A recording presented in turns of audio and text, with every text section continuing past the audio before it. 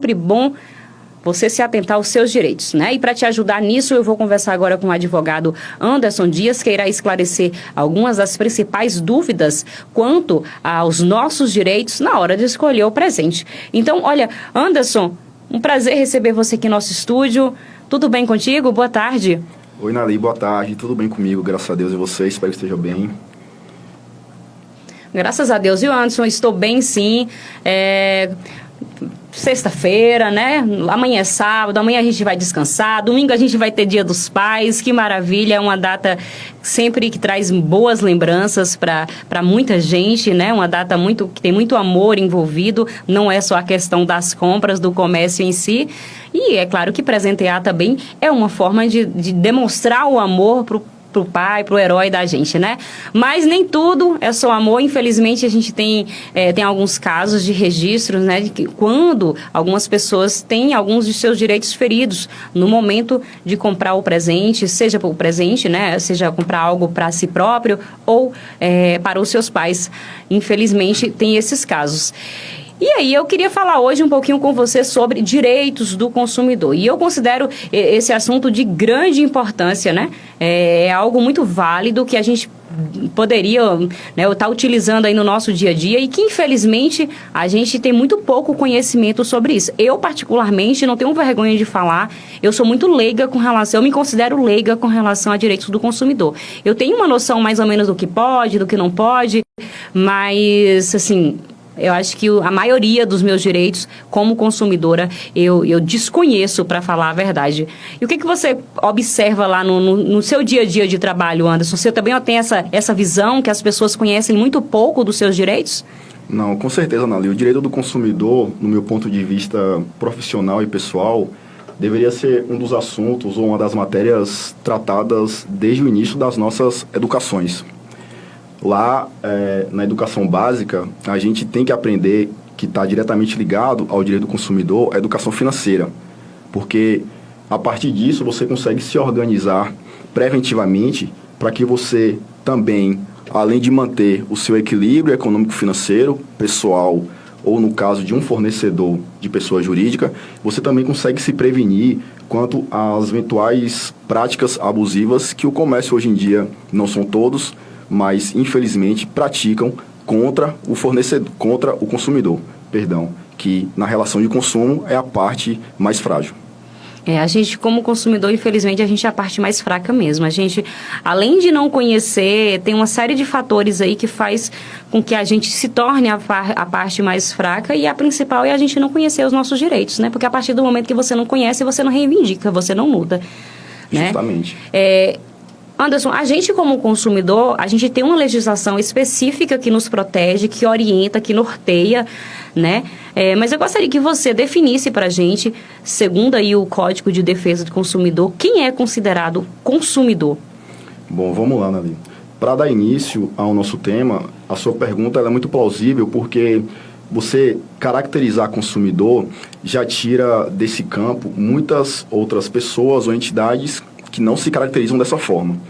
O CDC, abreviando do Código de Defesa do Consumidor, a Lei 8.078, de 90, ela prevê em seu artigo 2º que consumidor, em linhas gerais, é toda pessoa física ou jurídica que adquire um produto ou um serviço como destinatário final. Existem jurisprudências e entendimentos, quando eu falo entendimentos ou jurisprudências, em termos jurídicos, significa que outros órgãos do sistema jurídico brasileiro entendem dessa forma, para explicar aos ouvintes. Existem entendimentos que o consumidor, ele não só é aquela pessoa física ou jurídica que adquire o produto ou serviço como destinatário final, mas como também aquela pessoa intermediária. Por exemplo, um fornecedor compra na mão de outro fornecedor para passar para um terceiro. Essa pessoa, seja a pessoa física ou jurídica, ela pode ser prejudicada por não ser considerada um consumidor final. Então, há entendimentos que não, ela é considerada também um consumidor e, por isso, a busca dos seus direitos também é válida. Mais especificamente, né, no caso, são a partir do momento que a gente faz uma compra para consumo próprio, para o nosso uso, para o nosso consumo, né, e também no caso do fornecedor, quando ele adquire o produto, uma empresa, vamos dizer assim, também, né, ela compra na mão de um outro fornecedor para venda, no caso. Ela também há um entendimento que ela pode ser considerado também como como consumidor, né? É porque a legislação, em especial o Código de Defesa do Consumidor, ela fala no seu texto somente como destinatário final. É aquela pessoa me explicando que ela recebe o produto ou ela recebe o serviço e acaba ali. Ela não passaria, em regra, para um terceiro. Ela seria um destinatário final. Mas, como eu disse, reforçando, há entendimento de que aquela pessoa que recebe o produto ou serviço de outro fornecedor e que pode passar para um terceiro, ela é também considerada um consumidor nos ditames da lei. Inclusive, entendimentos jurisprudenciais que beneficiam essas pessoas nesse sentido quando busca os seus direitos por prejuízos sofridos, cláusulas abusivas, indenizações por responsabilidade civil, dentre outros. Anderson, sobre as modalidades de compra, eu particularmente, eu compro tanto na loja física, que no comércio local, como eu também tenho o hábito de comprar aí pela internet, as chamadas compras online. E esse é um hábito que cada vez mais brasileiros, a gente está se tornando adepto, né, por uma série de fatores que as compras online oferecem para a gente de alguns benefícios, né? Mas, porém, eu como consumidora, eu me sinto muito desprotegida no momento que eu vou comprar algo ali na internet. Eu, inclusive, eu tenho sempre o cuidado, eu não me arrisco muito não, viu? Eu não me arrisco muito ali na internet, não. Eu procuro sempre comprar nos sites que eu já comprei, que eu não tive problema, que eu recebi produto de qualidade, né? Uhum. E, às vezes, assim, quando eu vejo alguma oferta, eu procuro sempre olhar lá no Reclame Aqui. Isso é importante. Né, para ver se tem alguma reclamação daquela empresa, mas mesmo se não tiver, eu não consigo me sentir segura. E termino sempre comprando nas lojas online que eu já comprei em algum momento antes, né? Porém, essa sensação de insegurança talvez esteja atrelada justamente ao fato de eu não conhecer os meus direitos durante essa compra. E eu queria que você falasse um pouquinho pra gente justamente dos direitos que a gente tem como consumidor no momento que a gente está fazendo uma compra na internet, uma compra online. Perfeito. A sua insegurança quanto às compras realizadas pela internet não é um fato isolado. Vale ressaltar, e aqui eu abro um parênteses que eu acho de suma importância, que nesses últimos 3 anos, principalmente num período que a gente enfrentou uma retenção econômica muito grande por causa do surgimento e do avanço da Covid-19, as pessoas elas passaram a aderir com mais frequência aos serviços online. Isso não só para compras de produtos ou aquisição de serviços, mas para outras utilidades também. Então, as empresas, as pessoas jurídicas ou até os fornecedores, como pessoas físicas, que se enquadraram ou se reenquadraram no meio virtual, elas tiveram que se adaptar às necessidades do cliente. Porque, apesar da internet hoje, ela estar teoricamente mais segura, ainda assim há um sentimento de desconhecimento das pessoas, da população em geral, em relação aos seus direitos e principalmente em relação a, digamos assim, a probidade ou a ética de determinada empresa ou de determinado fornecedor. Fechando parênteses, em relação aos direitos do consumidor quando da compra online ou da compra física, há uma diferenciação aí, principalmente no que diz respeito ao direito de desistência ou direito de arrependimento. O que ocorre? Esse instituto do direito do arrependimento, ele está previsto também no Código de Defesa do Consumidor e ele, em regra, é mais aplicado às compras realizadas via internet. Você, a partir do momento que recebe o produto ou a execução do serviço que você solicitou, ela é finalizada, você tem um período de 7 dias corridos a partir ou do recebimento do produto ou da finalização da execução do serviço para desistir daquela sua aquisição. E, segundo também o Código de Defesa do Consumidor, essa desistência ocorrendo, você tem direito à devolução do valor pago de forma integral, com reajuste e atualização financeira, dentre outros encargos aplicados ao caso concreto. Esse é o direito de desistência que é aplicado, como eu disse, às compras realizadas via internet. Você acessa o site da sua loja preferida, ou liga, ou por e-mail, enfim, depende do meio, desde que seja realizado pela internet, esse direito de desistência ele é possível que seja aplicado. Já quando ele é realizado, a compra ou a aquisição de serviço, ele é realizado numa loja física, esse direito de desistência, segundo entendimentos, ele já não é aplicado na mesma proporção. Porque, na verdade, o que ocorre não é um direito de desistência, é uma possibilidade que o fornecedor te dá de troca ou devolução do produto. Ou, em caso de possibilidade de você chegar em casa após comprar um eletrodoméstico, por exemplo, e constatado um vício, é possível que, ainda que o fornecedor não tenha lhe dado essa opção de devolução ou de troca, você, após uma reclamação imediata, que isso deve ocorrer imediatamente, ir até o estabelecimento onde você adquiriu esse produto ou aquisição desse serviço e reclamar pelo vício. E aí surgem algumas opções ao consumidor, que é o abatimento proporcional do preço em referente ao produto, ao serviço que você adquiriu, a devolução do dinheiro ou a troca do produto ou fornecimento de um serviço nas mesmas qualidades. Então, a aquisição de produtos ou serviços pela internet e numa loja física, a diferença básica entre elas, no que diz respeito aos direitos do consumidor, ela gira principalmente sobre o direito de arrependimento. O vício que você se refere seria algum defeito? Também. Defeitos que podem ser ocultos, que são aqueles problemas que você só verifica, não de forma aparente, mas, por exemplo, a gente não tem conhecimento, eu particularmente não tenho conhecimento técnico-científico para entender que um aparelho celular ele está com um problema na bateria em que está descarregando rápido demais, uma vez que eu comprei ele novo, lacrado na caixa. Esse problema ele só vai surgir com o tempo e, levando a um técnico, ele vai constatar que o aparelho já veio de fábrica ou passou pela loja e foi alterada a sua forma original. E isso é um vício oculto, um dos vícios que é um problema. Vícios também podem ser não só na parte interna, que seria, em regra geral, um vício oculto, mas como também na parte externa, aquele que a gente verifica também só depois de chegar em casa. Aquele tipo de produto que a gente não pode abrir, não de forma profunda para verificar, você adquire um veículo, você faz o test drive com ele, chega em casa, tudo ok, mas algum tempo depois, algumas horas depois, você verifica que esse veículo começou a apresentar falhas que normalmente não seriam esperadas de um veículo. Entendeu? Então, a partir daí, você tem o direito de reclamar, a possibilidade de troca, de abatimento do valor proporcional ao pago ou a devolução do dinheiro, a depender, lembrando, do interesse do consumidor, ainda que o fornecedor não ofereça essa possibilidade. No caso de vício, o Código de Defesa do Consumidor, ele abre essa chance ao adquirente de realizar uma dessas ações. Agora a gente vai entrar em uma questão bem polêmica, e eu como consumidora, a questão da troca. Eu já deixei de comprar em alguns locais porque não me ofereciam a possibilidade de eu trocar o produto dentro de um prazo, claro, depois de observado, né, o estado de conservação, enfim. Mas com relação, isso é bem polêmico porque tem empresa que não oferece a possibilidade de troca, e eu gostaria de saber de você, a empresa ela tem a obrigação de dar essa possibilidade de troca para o consumidor, em que situação que ela é obrigada a dar, ou se não é, né? E especialmente agora falando de Dia dos Pais, fui na loja, comprei um presente para o meu pai. E aí, como é que meu pai fica se não serviu, né? Porque aí não é presente, ele não vai ter como experimentar e tal, né? Então, como é que fica a questão do direito do consumidor com relação à troca e também, especialmente, com relação à questão do presente do Dia dos Pais, né?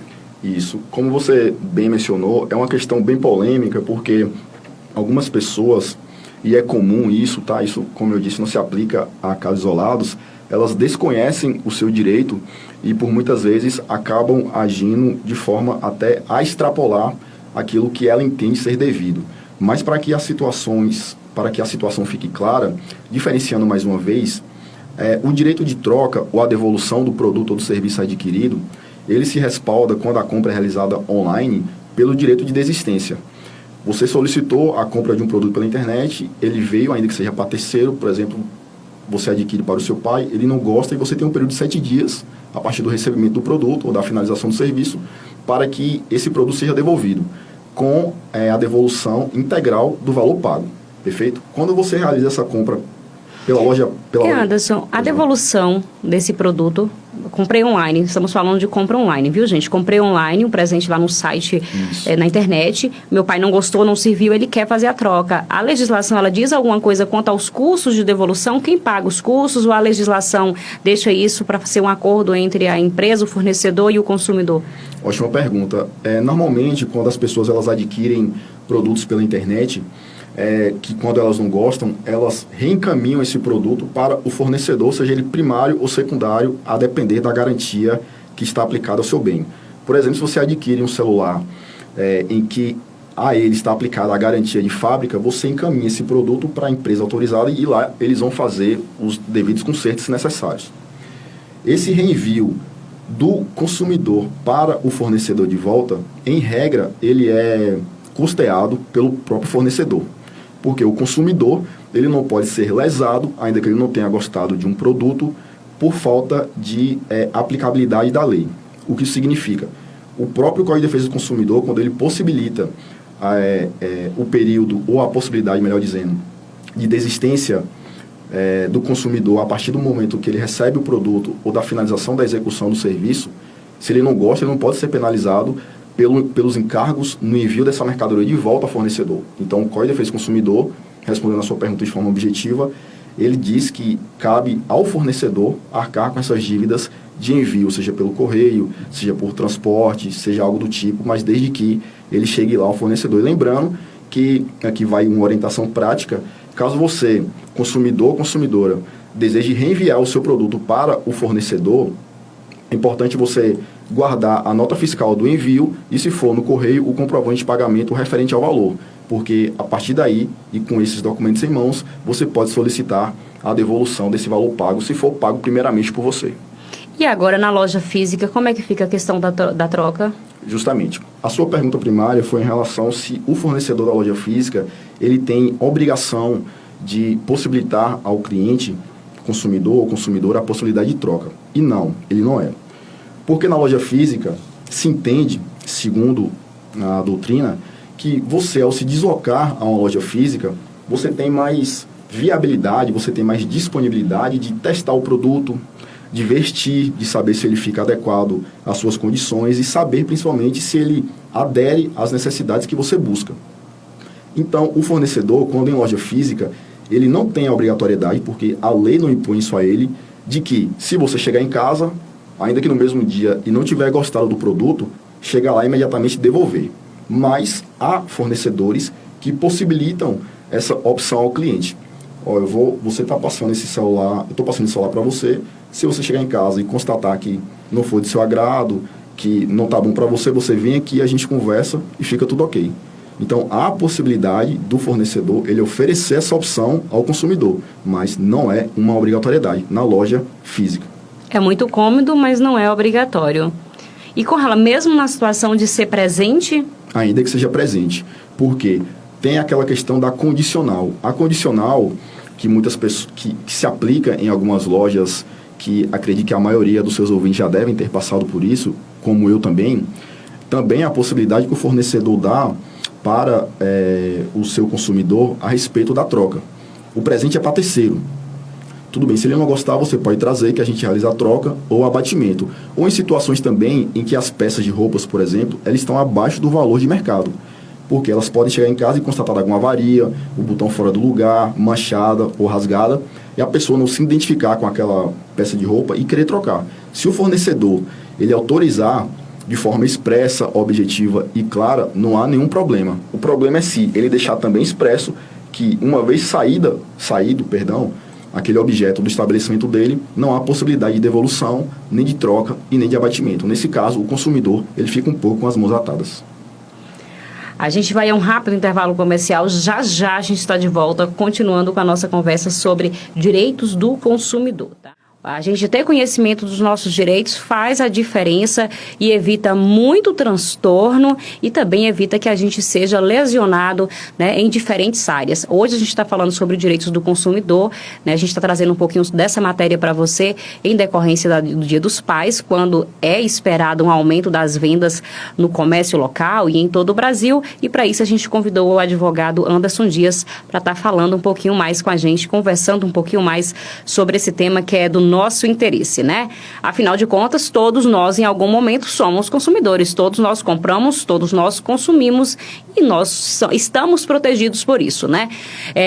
A gente estava falando nesse instante quanto ao fornecedor ele ter a obrigação, né, de fazer os reparos quando algum produto ele vem com algum vício, algum defeito, tem aí uma proteção para o consumidor quanto a isso. Mas e eles têm prazo para fazer essa devolução? O fornecedor ele é obrigado a fazer essa correção ou troca por um produto similar, de igual valor, enfim, né, entrar num acordo desde que não acarrete prejuízo para o consumidor.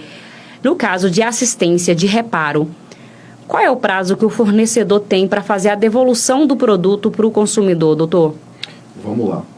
Em relação ao prazo que o fornecedor tem para realizar algum tipo de assistência que não necessariamente seja a devolução de um produto, segundo o Código de Defesa do Consumidor, o CDC, ele gira em torno de 30 dias. O que ocorre? Passados esses 30 dias e a assistência devida, ela não é realizada pelo fornecedor, o consumidor, ele tem a possibilidade de efetuar algumas das opções que, por exemplo, ele pode escolher, superados 30 dias, o produto não retornou para ele devidamente assistido, ele pode escolher pelo abatimento do valor, pela devolução do dinheiro, ou pela troca do produto na mesma qualidade ou na mesma espécie.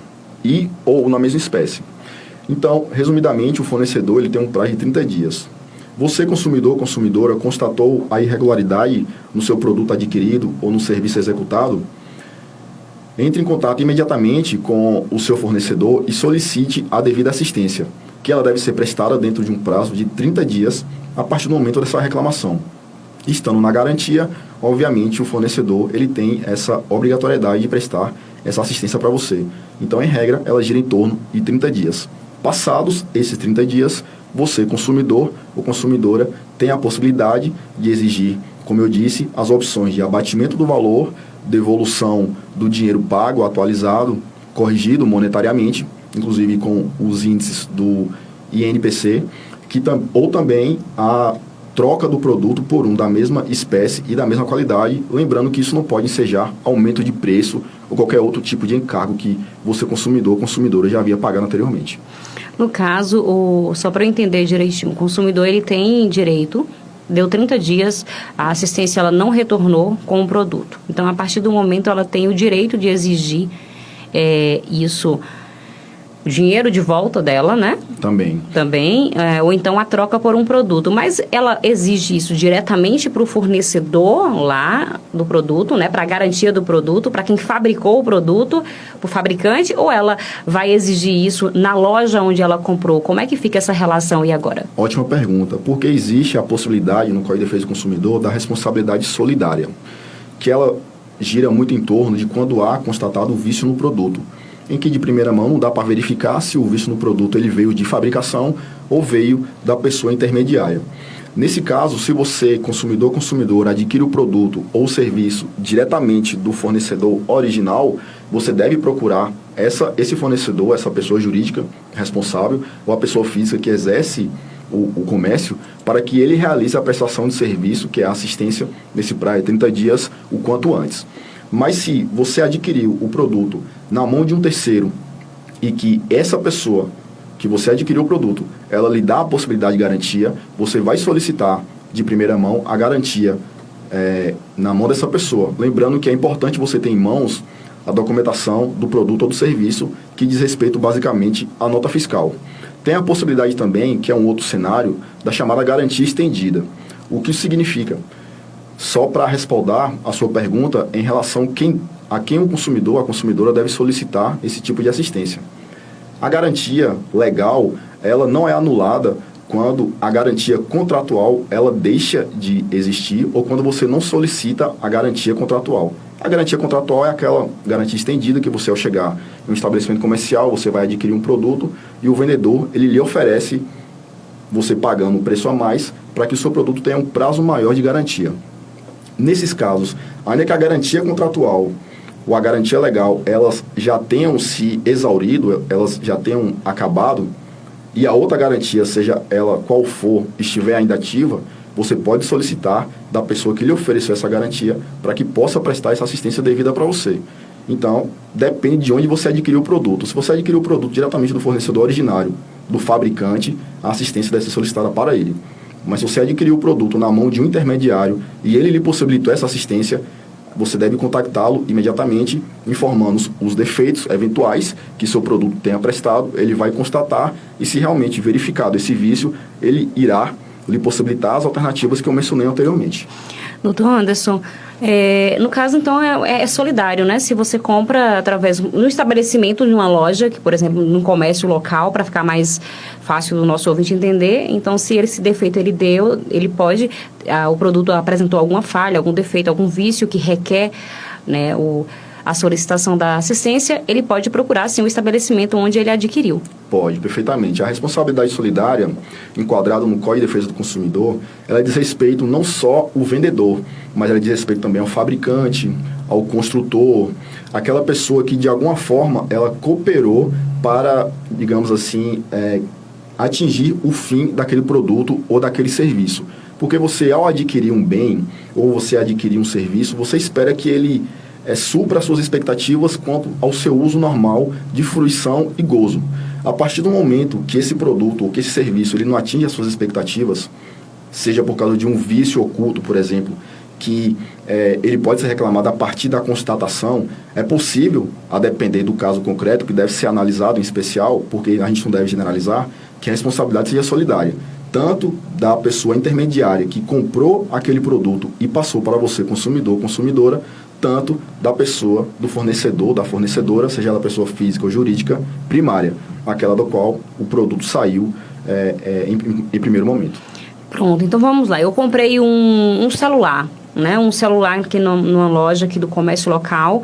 E aí, esse celular apresentou um defeito, não tem condição de uso, eu vou precisar solicitar assistência técnica. Eu vou procurar essa loja. E aí agora, quem vai mandar esse celular para o fabricante fazer o reparo, para fazer esse caminho de volta, digamos assim, né? Pelas pessoas pelas quais esse celular passou até chegar em minha mão. Ele vai ter que fazer um retorno, né? Isso. Quem é que vai mandar esse celular? Quem é que vai fazer o despacho desse celular? Perfeito. Isso é uma dúvida muito recorrente, porque as pessoas, muitas vezes, elas não sabem a quem recorrer. E no momento de frustração, no momento de angústia, as pessoas acabam trocando os pés pelas mãos, o que é compreensível. Mas é importante se ater quanto aos direitos, principalmente quando você compra um aparelho, suponhamos, de um valor exorbitante, digamos assim, ele apresenta defeito logo após a aquisição e você quer devolvê-lo ou enviá-lo para assistência. Se você, ao comprar um produto lacrado, que a gente chama que é um produto novo, que não é um produto de vitrine, que ele saiu diretamente do fabricante, e o fornecedor, ainda que seja terceiro, ele lhe diga, olha, você tem a garantia de 1 ano da fabricante.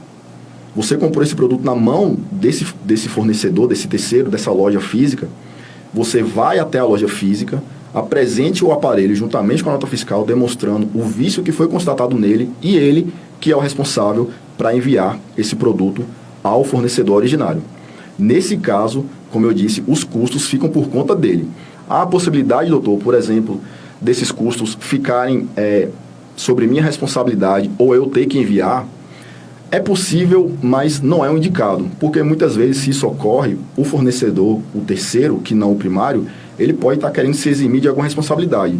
Suponhamos que você, ao enviar o seu produto de volta para o fornecedor primário, esse celular, suponhamos, o exemplo que você deu, ele extravie. Então, o fornecedor, o que passou o produto para você numa loja física, ele já se exime de qualquer responsabilidade. Então, é interessante que você, consumidor, consumidora, adquirir um produto, ainda que seja novo, de garantia da fornecedora primária, vá até a loja onde você adquiriu, apresente, juntamente com a nota fiscal, os documentos que você passou, esse celular, que foi passado para você, melhor dizendo, e solicite uma assistência, que, sendo assim, ele irá encaminhar com os custos dele para esse tipo de assistência, que, como eu disse, em regra tem um prazo de 30 dias. Só abrindo um parênteses, que o fornecedor, esse da loja física, do qual você adquiriu o produto ou o serviço, ele não pode exigir que o seu produto seja devolvido embalado, porque a garantia ou a assistência técnica, ela está em cima do produto ou do serviço que você adquiriu, independentemente da forma que você retirou ele da loja, seja embalado, seja em papel de presente, seja numa caixa, não importa. Você pode levar o produto simplesmente em mãos, sem qualquer tipo de embalagem daquela que saiu originalmente do comércio, e pedir para assistência. Eu falo isso porque eu já vi casos, e isso são casos de fato público e notório, em que o fornecedor ele solicita do cliente, aquele do qual volta irresignado pela compra que foi frustrada, que o produto seja entregue para ele devidamente embalado, na mesma caixa ou na mesma sacola, e isso é uma prática abusiva que pode gerar, inclusive, responsabilização por dano moral e ou material. Eu, como consumidora, doutor, fui no lojista e ele se recusou a receber aquele produto. Falou, olha, porque essa é uma prática comum, viu? Inclusive, já aconteceu comigo. O produto tem a garantia, está dentro da garantia, deu defeito. A garantia é do fabricante, não é minha, ele se exime dessa responsabilidade solidária conforme o senhor nos orientou. Mas a garantia quem dá é o fabricante. Você vai enviar diretamente para o fabricante. E aí? O que esse consumidor pode fazer quando essa loja, esse estabelecimento, ele se recusar a assumir essa parcela da responsabilidade dele, que é de receber esse produto e fazer esse envio? Entendi. Em relação à responsabilidade solidária, como eu disse, ela se pauta muito no que diz respeito ao vício. Constatado o vício e nada falado quando você adquiriu o produto na mão de um fornecedor terceiro, você pode solicitar para ele a devida prestação de assistência. Mas suponhamos, é um cenário caótico, porque isso não é o comum, pelo menos não é o que se espera nas relações de consumo hoje, porque o direito do consumidor, o Código de Defesa do Consumidor, nos seus mais de 100 artigos, inclusive alguns incluídos recentemente, em 2021, ele prevê que a relação de consumo ela deve ser pautada pela boa-fé e objetividade, inclusive a eficiência das informações.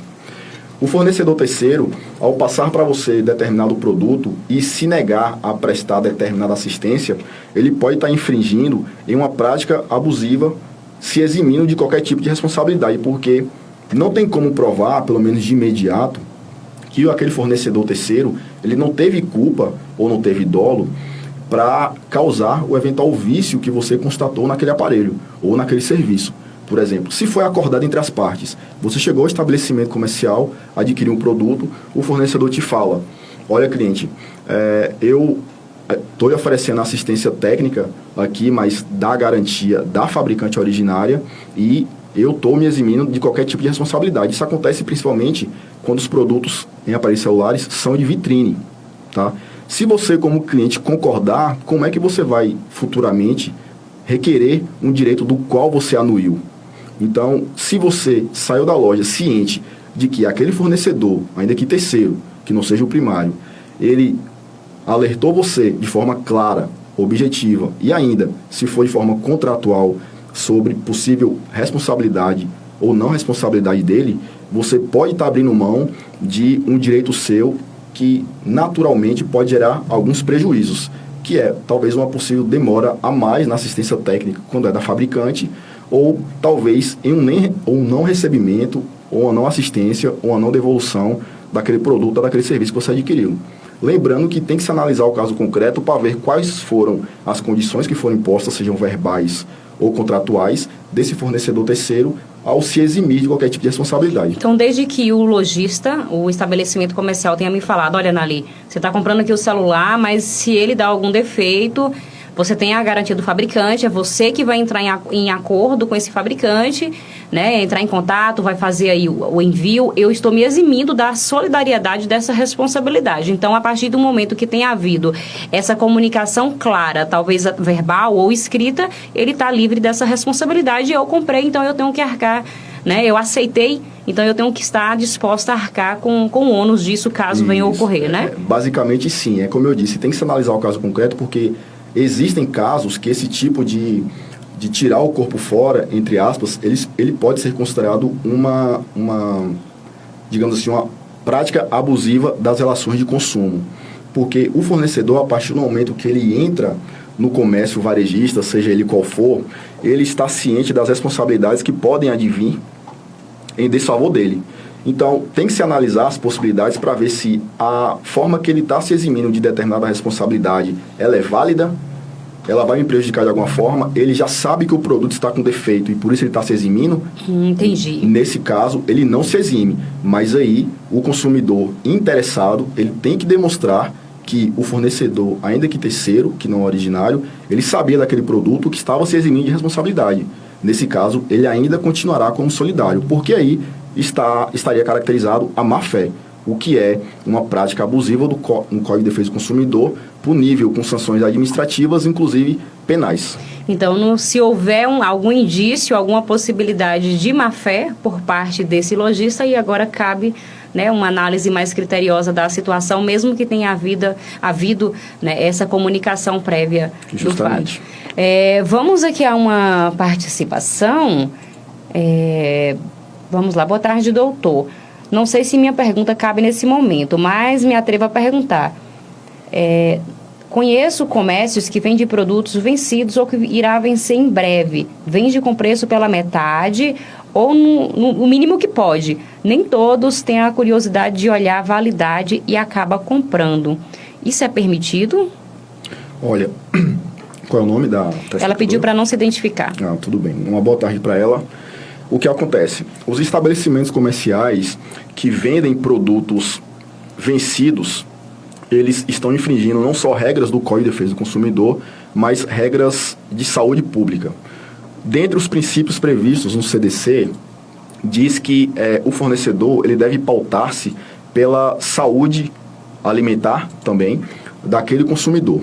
Nesse caso, você, ao chegar ao estabelecimento comercial, antes de comprar, constatou que aquele produto está vencido, o ideal é que você não adquira e, pelas questões de bom senso e princípios éticos, informar aquele comerciante sobre aquele produto, até porque outra pessoa pode adquirir e causar um dano a ela.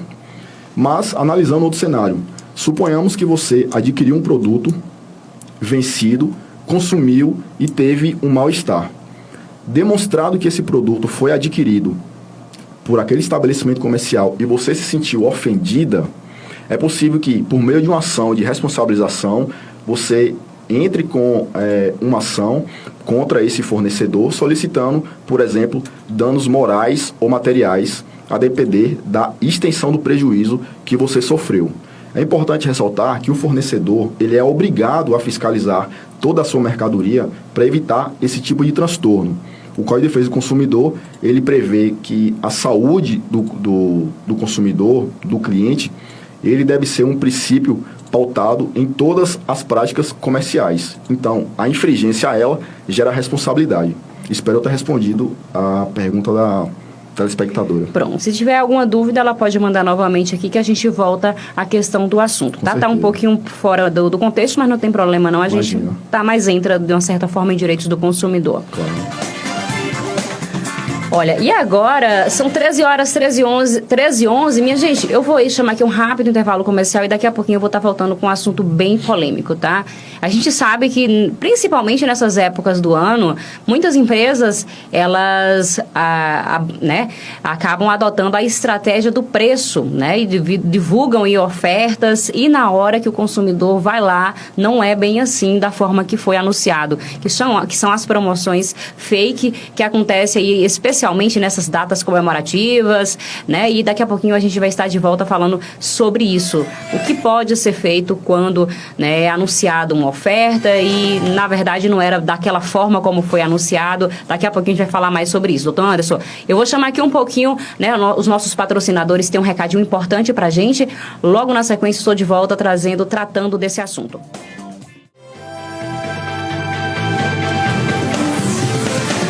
Pois é, minha gente, olha, dia de domingo é dia dos pais e a gente está tendo uma conversa aqui justamente sobre direitos do consumidor no dia dos pais. Uma prática que é bem polêmica e que, inclusive, né, recentemente eu trouxe aqui no 103 Notícias, quem me acompanha diariamente vai lembrar, um caso de uma consumidora em Luiz Eduardo Magalhães, que ela pediu uma pizza e um suco e a pizzaria mandou um refrigerante, se não me engano, no lugar do suco e ela entrou na justiça contra a pizzaria, ela foi condenada, se não me engano, se não me falha a memória, que a pizzaria ela foi obrigada a devolver aí, né, a pagar uma indenização de R$500 para essa consumidora e, se não me engano, mais 30 pizzas. E aí estabeleceu lá o prazo, né, e realmente o final da sentença aí foi dada a favor dessa consumidora. Deu literalmente em pizza, muitas pizzas, 30 pizzas, se não me engano. Mas essa consumidora ganhou, porque assim, ela no panfleto, no anúncio, tinha lá que comprava pizza e ganhava um suco, se não me engano. E não foi o suco, foi um outro produto e ela recorreu e a justiça, né, deu o direito a ela dela ser indenizada, né, aí por parte da pizzaria. Está aqui presente em nosso estúdio também, minha gente, Felipe. Ele é estudante, né, de jornalismo, está fazendo um laboratório aqui com a gente, nosso estúdio, acompanhando aqui a nossa programação. E a gente, olha, gente, é bem polêmico isso. e também gera muito transtorno, porque a gente, como consumidora, a gente vê um anúncio de algo que nos interessa, que nos atraiu pela nossa necessidade ou pelo preço, mas de alguma forma nos fez deslocar até aquele estabelecimento. E chega lá, é diferente do que foi anunciado. Além do sentimento de frustração, também gera muita raiva, que eu já passei por isso também. E aí, Felipe, tu já passou por isso também? Já percebi, né? Mas nunca viveu, não, né? Graças a Deus, não. Boa tarde aos ouvintes, boa tarde, Nália, boa tarde, Anderson. Boa tarde, Felipe. Mas é aquilo que eu falei, ainda não vivi, mas eu vejo que é a pergunta, inclusive, que eu vou fazer para você, que é quando chega perto de um evento comemorativo, Dia dos Pais, Dia das Crianças, especialmente a Black Friday, né? Muitas empresas, elas, um mês antes, alteram o valor. Para, tipo, se é R$1.000, um mês antes ela aumenta para 1.200. Quando chega já ali na véspera do evento, ela bate o preço para dizer aquela falsa promoção. Entendi. Nisso que o consumidor ele pode fazer em relação a isso. Entendi. Bom, Felipe, boa tarde mais uma vez. É um prazer falar com você. Em relação a esses eventos que acontecem não só no Brasil, mas em diversas regiões, em diversos países do mundo, a Black Friday ela costuma ser muito esperada por todos os consumidores, tanto pelas pessoas que se programam a longo prazo ou para aquelas pessoas que estão, de certa forma, na expectativa que surge, esperando que um produto seja lançado com um preço acessível e ela possa adquiri-lo. A Black Friday ela é muito interessante do ponto de vista jurídico porque ela é ensejadora de diversas ações judiciais, que inclusive por conta desses eventos também que não são isolados e justamente por não serem isolados você consegue tais informações inclusive sobre as respectivas empresas que fazem isso na internet, fazendo uma busca simples, é por isso que aqui eu estou mencionando, mas é uma prática, como eu disse, que geram diversas ações. O que ocorre? Esse tipo de conduta que ao chegar prestes a Black Friday, as empresas ou os fornecedores, eles oscilam os valores no sentido de passar uma falsa percepção da realidade ao cliente, fazendo uma falsa promoção, isso é prática abusiva de consumo. Uma vez que o consumidor ele consegue demonstrar que aquele preço ele realmente não está abaixo do valor que ele está cobrado, ele pode exigir o cumprimento forçado de determinada obrigação. Por exemplo, você chega a um estabelecimento comercial há 2 meses antes da Black Friday e constata que uma jarra de água está custando R$50, por exemplo. Chega na Black Friday, essa jarra está no mesmo preço de R$50, sendo que ela havia sido anunciada promoção. Mas que promoção é essa? Que você chegou 2 meses antes, o preço estava R$50, chegou na Black Friday, essa mesma jarra estava sendo anunciada com a promoção e ela não foi baixado o seu valor. O consumidor ele pode exigir o cumprimento forçado de determinada obrigação, que ele, ao anunciar a jarra no valor promocional, ele realmente diminua o valor, levando em conta de forma proporcional, obviamente, todos os produtos que estão ali à venda. Porque não é de bom grado e nem de bom senso que você, ao constatar que uma jarra no dia da Black Friday, estava a R$50, pedir para que baixe para 5, porque proporcionalmente falando, os outros produtos abaixaram mais da metade do preço. Então, vai se analisar no caso concreto para saber se aquele produto realmente ele estava sendo anunciado ou se houve um erro de precificação, por exemplo, erro de anúncio e tudo mais. Só que, em regra, é basicamente que o fornecedor ele pode exigir o cumprimento forçado de determinada obrigação frente ao fornecedor. Uma vez demonstrado, só para complementar, a prática abusiva. Respondido, Felipe? Respondido, certinho. E no caso dessas ofertas, as ofertas não anunciadas, né? Igual foi o caso dessa consumidora lá. Ela viu a oferta, chegou lá, a oferta não foi cumprida. Também é uma prática que acontece bastante, especialmente a preço, né? Sim. A propaganda enganosa... Justamente. Ela é um problema muito recorrente na nossa sociedade. Porque por falta de conhecimento e por falta de orientação adequada, os consumidores eles acabam se levando muito pelo o preço descrito em letras garrafais, digamos assim, aquilo que está destacado. E muitas vezes adquire o produto sem observar as cláusulas ou sem observar, por exemplo, as condições impostas ali. Propaganda enganosa, mais uma vez, é uma prática abusiva e proibida pelo Código de Defesa do Consumidor, passível de sanções tanto administrativas quanto penais. Também civis, né, porque gera algum tipo de responsabilidade por danos morais. O que ocorre? A prática da propaganda enganosa, por ser vedada, ela deve ser, de todas as formas, banida da prática comercial. O fornecedor, ao ele colocar no comércio o seu produto ou o seu serviço, ele deve destacar isso de forma clara, dentre os requisitos, que são vários, objetiva e honesta. Por quê? Se o consumidor conseguir demonstrar que ele sofreu prejuízo por causa dessa má dificuldade de interpretação na venda ou no oferecimento de determinado produto ou serviço e demonstrado, consequentemente, o seu prejuízo, é possível a caracterização de algum dano que, em regra, é o material. A depender do serviço, a depender do produto, também se gera o dano moral, mas isso tem que ocorrer por meio de uma demonstração. Qual foi a extensão do dano, o que a pessoa sofreu, que gira em torno também do quanto ela pagou, isso basicamente para demonstrar o dano moral, o dano material, que é aquele precificado, aquele que você pode pegar, digamos assim, e o dano moral, que é aquela sensação que a pessoa tem em relação à sua honra, por exemplo, ofender a sua honra, ofender a sua imagem, ofender a sua reputação, coisas que só ela pode dimensionar. Então, a propaganda enganosa ela deve ser extirpada, ela deve ser excluída da prática comercial para que esse tipo de prejuízo ele não seja cada vez mais reiterado na sociedade.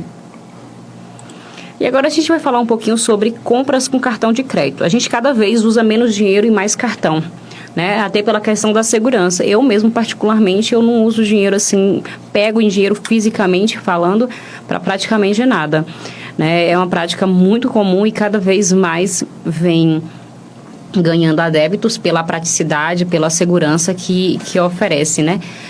Agora, uma prática que é bem comum, quando a gente vai comprar no cartão, o lojista ele quer estabelecer um valor mínimo. Só passa no cartão a partir de X valor. Tirando isso, você tem que desembolsar o dinheiro. Falando popularmente aqui, tem que pagar com dinheiro à vista, em espécie. O que diz o Código de Defesa sobre isso, doutor Anderson? Olha, em relação ao valor mínimo, quando o fornecedor exige esse tipo de comportamento, digamos assim, o Código de Defesa do Consumidor, ele proíbe. Você, ao chegar em determinado estabelecimento comercial para adquirir um produto ou um serviço, e aquele comerciante, ele lhe condiciona a compra desse produto ou desse serviço a um valor mínimo, isso é prática abusiva. Porque o Código de Defesa do Consumidor, no artigo 39, incisos 1 e 5, que eu vou ler para vocês aqui já, diz que esse tipo de prática ele deve ser vedado, porque acaba condicionando a compra do consumidor a determinado produto, uma vez que ele até tem condições de comprar, de passar no cartão de crédito, mas por causa do valor mínimo exigido, por condições de planejamento orçamentário financeiro, o consumidor ele desinteressa rapidamente na aquisição daquele bem e daquele produto. Mas o que diz o Código de Defesa do Consumidor? No artigo 39, abre aspas, é vedado ao fornecedor de produtos ou serviços, dentre outras práticas abusivas. Inciso 1, condicionar, veja que ele fala condicionar, o fornecimento de produto ou de serviço ao fornecimento de outro produto ou serviço, bem como sem justa causa a limites quantitativos. Inciso 5, que complementa naturalmente o inciso 1, exigir do consumidor vantagem manifestamente excessiva. Então, você ao chegar ao estabelecimento comercial e o fornecedor, ele lhe condicionar um valor mínimo para a retirada daquele produto para a aquisição de determinado serviço, saiba que você está na iminência de sofrer uma conduta abusiva por parte desse fornecedor. E é bom ficar atento quanto aos seus direitos. E quanto àquela velha prática de repassar, a gente sabe que quando o lojista ele aceita o nosso cartão, ele paga por isso. Tem uma taxa, né, que as operadoras, né, a maquininha ali, quem opera aquela maquininha, cobra do lojista para poder estar recebendo e passando aquele cartão. É razoavelmente comum Acho que eu já vivi muitas práticas. Não, a minha experiência como consumidora não foi muito legal ultimamente, não. Também já passei por isso, viu? Não só você, viu? Tentaram cobrar de mim o produto, embutiu a taxa da maquininha para eu pagar, para eu poder pagar, passar o meu cartão. Né? Eu não comprei. Deixei ele com o produto dele lá e fui embora. Entendo. Isso a lei permite? Olha, Annali, nesse caso também é uma situação muito delicada, porque o consumidor, ele deve estar ciente não só dos seus direitos, bem como das suas obrigações. Apesar de ser a parte mais frágil da relação de consumo, a chamada parte hipossuficiente, frente a uma pessoa jurídica, por exemplo, isso quer dizer que o consumidor, ele não pode disputar, entre aspas, na justiça, por exemplo, com as mesmas armas ou as mesmas condições de uma pessoa jurídica que obtém não sei quantos funcionários, 100, 200, 300 mil funcionários, por exemplo. Nesse caso, a transferência de taxas de cartões de crédito pelo fornecedor, ela não é uma prática proibida pelo Código de Defesa do Consumidor. Isso quer dizer o quê? Que é permitida. Mas existem algumas condições para que isso seja efetuado. A partir da Lei 13.455 de 2017, que inclusive é uma lei federal muito recente, ela abriu caminhos, digamos assim, para que o fornecedor possa passar essa taxa da maquininha, né, como se diz, do cartão de crédito para o consumidor. Mas isso deve ser feito de uma forma muito clara e muito objetiva. Isso quer dizer o quê? Que, por exemplo, eu ao chegar ao estabelecimento de Felipe para adquirir um celular, ele me informa de antemão que se eu resolver parcelar aquela compra, seja em quantas vezes eu quiser, vai incidir uma taxa de juros em cima daquele valor. Eu estou saindo ciente, estou sendo informado de forma clara, objetiva e honesta que eu sou o responsável por pagar aquele valor da maquininha incidente sobre os juros. Isso é ilegal? Não, não é ilegal. É uma prática permitida, mas desde que dentro da proporcionalidade e razoabilidade. O que significa? Não posso chegar lá para comprar um celular de R$1.000 e pagar taxa de juros de R$2.000. Vou pagar no total de R$3.000 por um aparelho que anteriormente custaria só R$1.000. Então, isso pode ser considerado, inclusive, juros abusivos. Entendi. Olha, mas se tentarem cobrar de mim, eu não compro não, viu? Já vou logo avisando. O consumidor tem a opção de escolher entre comprar e não comprar. Inclusive, outras formas de pagamento que os estabelecimentos comerciais oferecem, principalmente em interiores, é possível ainda a forma de pagamento por meio de crediário, cheques, o próprio cartão de crédito à vista, que é um abatimento do valor de forma considerável. Lembrando que é importante ter conhecimento e colocar na balança para ver o custo-benefício, o que seria mais ideal para o seu bolso. Seria melhor você fazer investimento à vista, apesar de despender de um valor considerável do seu valor, de um valor considerável do seu orçamento financeiro e ficar logo livre dessa dívida, ou parcelar em muitas vezes e acabar se endividando e eventualmente não conseguir arcando com essas obrigações. Então é importante se analisar muito o que você está comprando, onde está comprando e o que está incidindo em cima disso tudo. Daqui a pouquinho eu vou chamar o nosso intervalo comercial e daqui a pouquinho a gente está de volta falando sobre cobrança indevida na fatura. Quem usa cartão sabe que quando acontece isso aqui, cobrar algo que não deveria estar ali, é uma dor de cabeça, minha gente. Você passa por 1.001 atendentes, explica a mesma coisa 10.000 vezes e parece que a gente tem a sensação que não vai resolver nunca e que você vai ser obrigado a pagar por aquilo, justamente, de uma certa forma. Daqui a pouquinho a gente vai estar de volta falando justamente sobre isso, cobrança indevida na fatura. Continue comigo.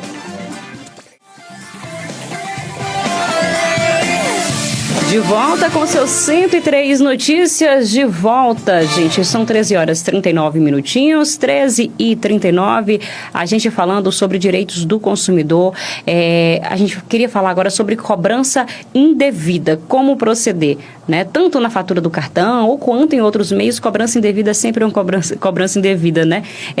E aqui aproveitar o gancho da nossa conversa, doutor Anderson, tem um ouvinte participando aqui comigo, ela falou o seguinte, que pelo que eu entendi, ela tem uma conta no banco, apareceu no seu extrato um empréstimo como se ela tivesse feito esse empréstimo. Ela não foi ela quem fez esse empréstimo, portanto, ela procurou um advogado, botou isso, né, abriu um processo, né, contra a instituição, teve uma primeira audiência e o advogado que representa a instituição bancária solicitou uma outra audiência e ela está se sentindo insegura. Se de fato o direito dela vai ser assegurado, inclusive que esse empréstimo continua sendo cobrado no extrato bancário dela, que recentemente ela puxou, segundo ela informou aqui para mim, e ela está se sentindo insegura com relação se o direito dela vai ser assegurado, né? Primeiro, de parar de cobrar dela, que pelo que eu entendi é o que ela quer. Que pare de cobrar dela. Como é que ficam os direitos dela com relação a essa cobrança indevida, com relação a esse empréstimo que o banco diz ter sido ela que fez e não foi ela quem fez? Bom, antes de mais nada, uma boa tarde para a telespectadora. O que ocorre? Nas possibilidades em que a instituição financeira, a administradora de créditos, eles abrem tipos de benefícios, entre aspas, para os seus correntistas, tem-se alguns cenários.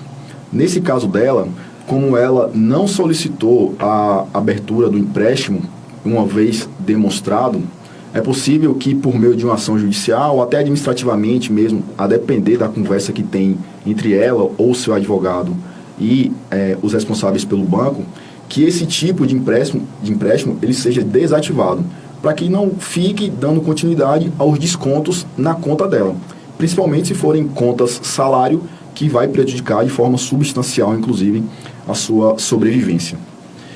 Apesar do advogado da instituição financeira ter solicitado uma segunda audiência, o que eu não posso afirmar para ela como advogado é que o direito dela será resguardado, porque eu não tenho acesso aos autos, ou melhor dizendo, ao processo, e criar uma expectativa ao seu telespectador seria antiético. O que pode acontecer? Que aí sim eu já posso falar porque gira em torno dos cenários legais.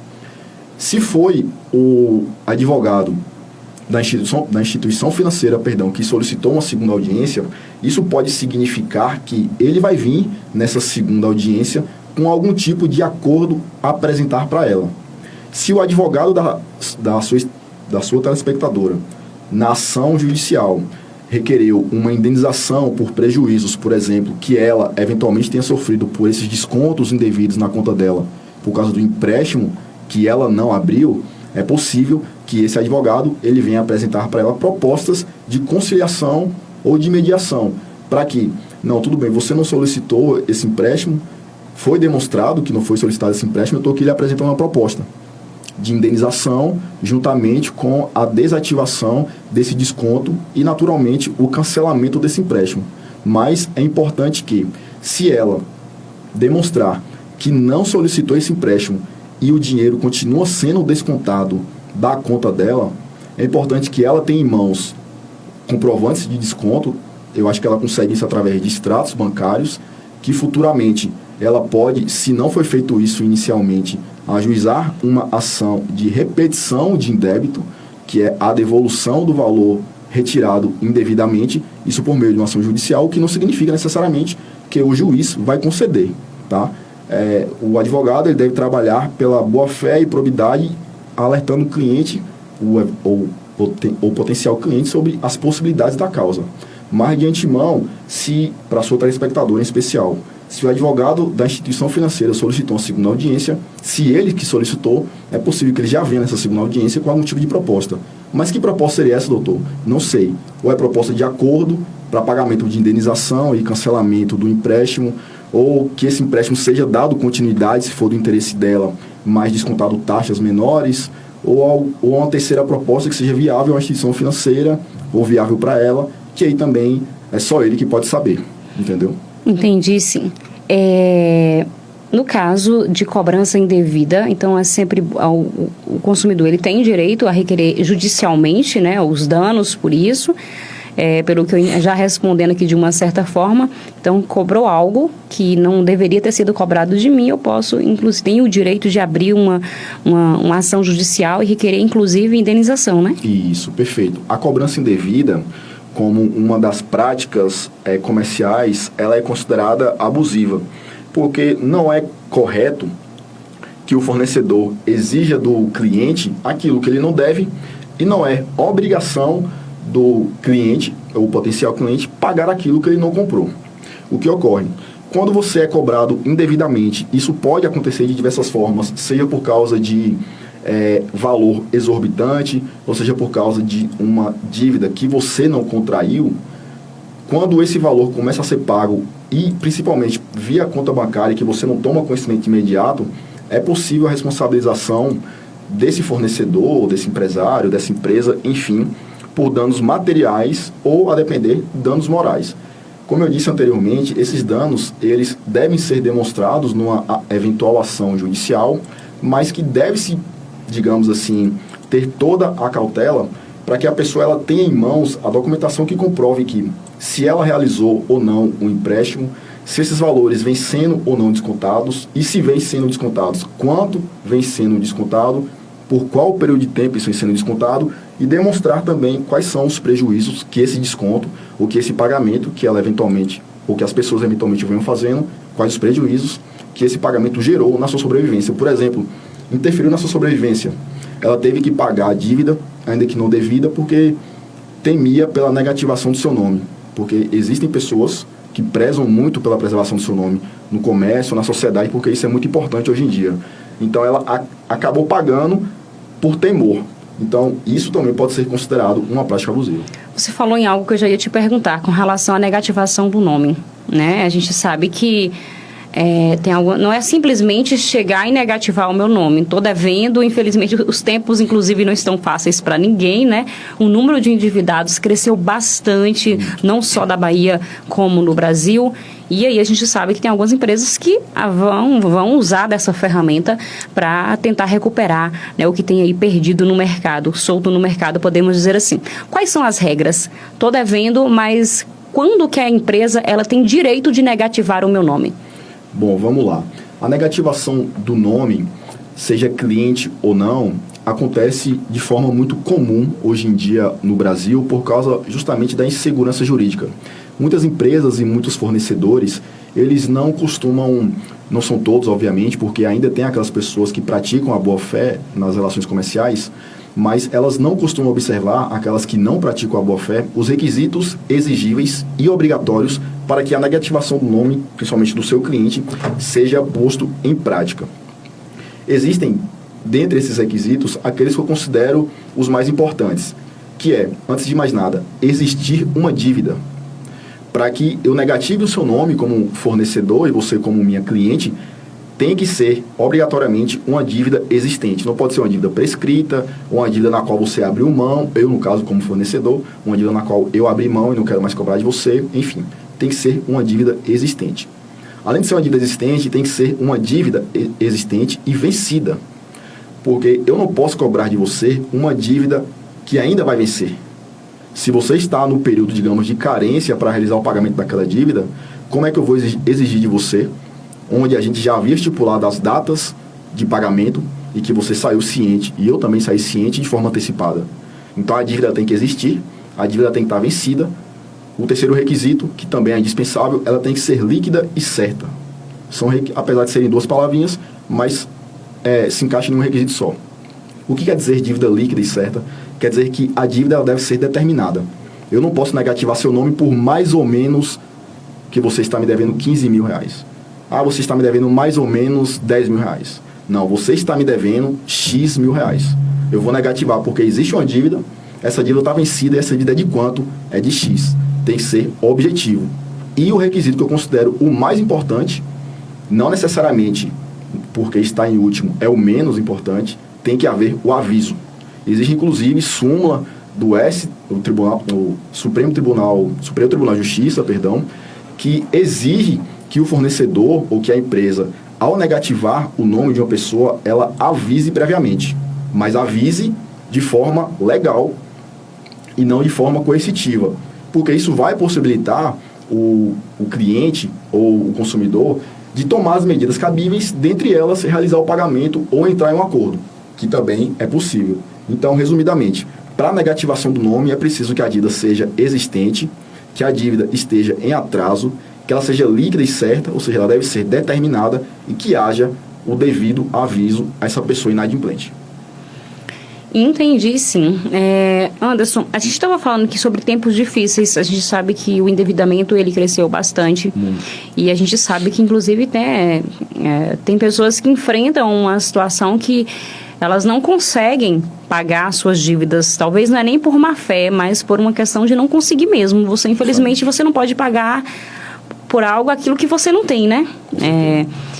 Como é que fica essa questão do devedor? O devedor, ele é protegido nessas circunstâncias em que ele adquiriu uma dívida, talvez por circunstâncias de sobrevivência, doença, ele não conseguiu, saiu do controle financeiro dele. Como é que fica a situação? Eu sou obrigada a pagar algo que, porventura, eu não tenha condição de pagar aquilo? Até que ponto a lei me pune? Como que ela me pune com relação à dívida? Entendi. A cobrança judicial, né, que é falada. Também tem a possibilidade de cobrança judicial, mas isso aí já é o extremo, em que eu posso até chegar lá. O que ocorre? A palavra obrigação de pagar, ela é muito ampla. Por quê?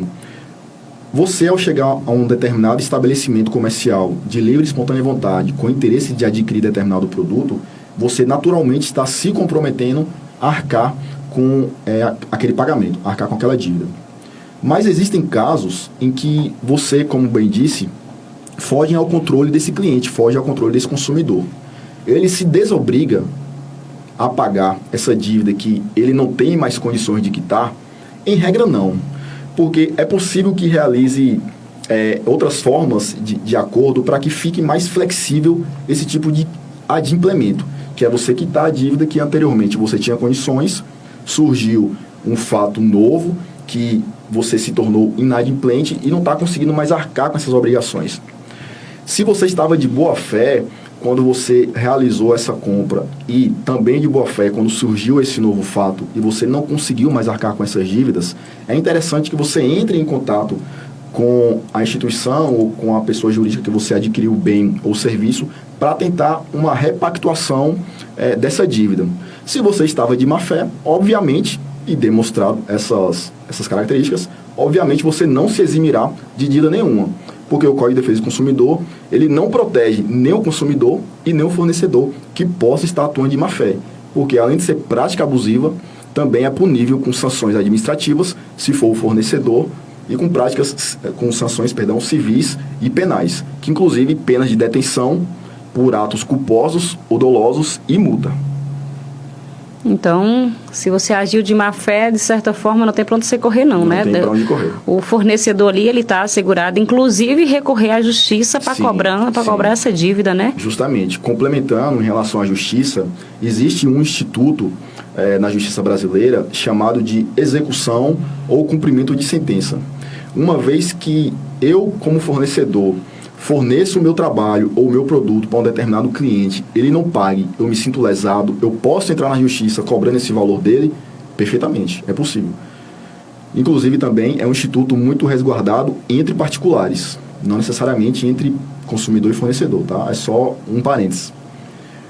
Abrindo esse processo para que o fornecedor exija do consumidor o pagamento dessa dívida, e ele manifeste pelo não interesse do pagamento ou de forma contestativa, digamos assim, ele diz que não tem condições, há a possibilidade desse fornecedor, que ajuizou primeiramente a ação cobrando o pagamento da dívida, execute a dívida que ele está devendo. E como acontece a execução? Em linhas gerais, para mim não me estender muito sobre esse tema, porque já é mais complexo, é basicamente que o juiz, se entender pela execução, ele vai deferir pela digamos assim, pela execução, pela venda de determinado bem que a pessoa tem em nome dela para pagar a dívida. Aí ela não tem condições de pagar a dívida, para mim, em espécie, no valor de R$10.000, mas ela tem um bem que valha R$10.000. Então, por meio de uma penhora, que o juiz determina, isso levando em conta também a avaliação por um perito, que são conceitos mais técnicos, o juiz determina a execução, esse valor seja colocado para a penhora, é vendido e o valor arrecadado com a execução desse bem, ele é repassado automaticamente para o credor. Então, é possível que a pessoa se sentindo, digamos assim, viu que o seu cliente está inadimplente, ela pode entrar com um pedido de cobrança e futuramente um pedido de execução. Entendi. São 13h54, doutor Anderson, precisamos nos despedir. Que pena. A programação está encerrando para a gente falar que ele sextou finalmente. Agora o meu sextou vem, viu? Foi a Selma do Buriti que estava falando no início da nossa programação sobre o sextou. Selma, meu sextou finalmente chegou. Doutor Anderson ainda vai trabalhar hoje? Vai? Então, o meu sextou é mais tarde. Só mais tarde. E você, Felipe, já vem sextou por aí? Ou mais tarde? Mas sextou, né? Sextou também? Hoje, sextou, sábado, só não domingo, porque domingo é paia. Eita, que é? O que é paia? O pessoal fala que a palha é a segunda-feira, que a gente se cansa no domingo, final de semana. O domingo A gente sai, se diverte, aí a gente chega na segunda-feira morto e cansado. E a culpa é de quem? Da segunda-feira, que é ruim. Eu sempre coloco a culpa na segunda-feira. Segunda é culpada de muita coisa que, na verdade, ela não é culpada. Cara, sendo vítima, ser inocente. Domingo você descansa. Aí então você não vai curtir muito domingo, entendeu? Você tem que descansar pra segunda-feira você começar 100%. Entendi. Pra cansaço não bater. Ah, mas descansar é bom, gente. Descansar é bom. Eu amo descansar. Sem dúvida. Eu sou caseira demais. Não troco minha casa. Olha, pra eu sair de casa tem que ser pra um local bem bacana mesmo, viu? Porque senão, do contrário, eu amo minha casa. Amo ficar na paz, na tranquilidade Conforto, da minha casa, no conforto. Realmente. É uma beleza. Ei, maravilha. É bom demais. Tá certo. Olha, minha gente, 13h55. Doutor Anderson, fique à vontade para você se despedir dos nossos ouvintes. Foi uma grande alegria, foi muito bom passar esse tempo aqui com você. Eu espero que a gente tenha contribuído com informação, né, para trazer mais à luz esse tema que é de extrema importância para o consumidor de uma forma geral. A gente vai estar falando mais, inclusive mais para frente, sobre outros temas no que compete a direitos do consumidor. Espero tê-lo novamente aqui conosco, Será um viu? prazer.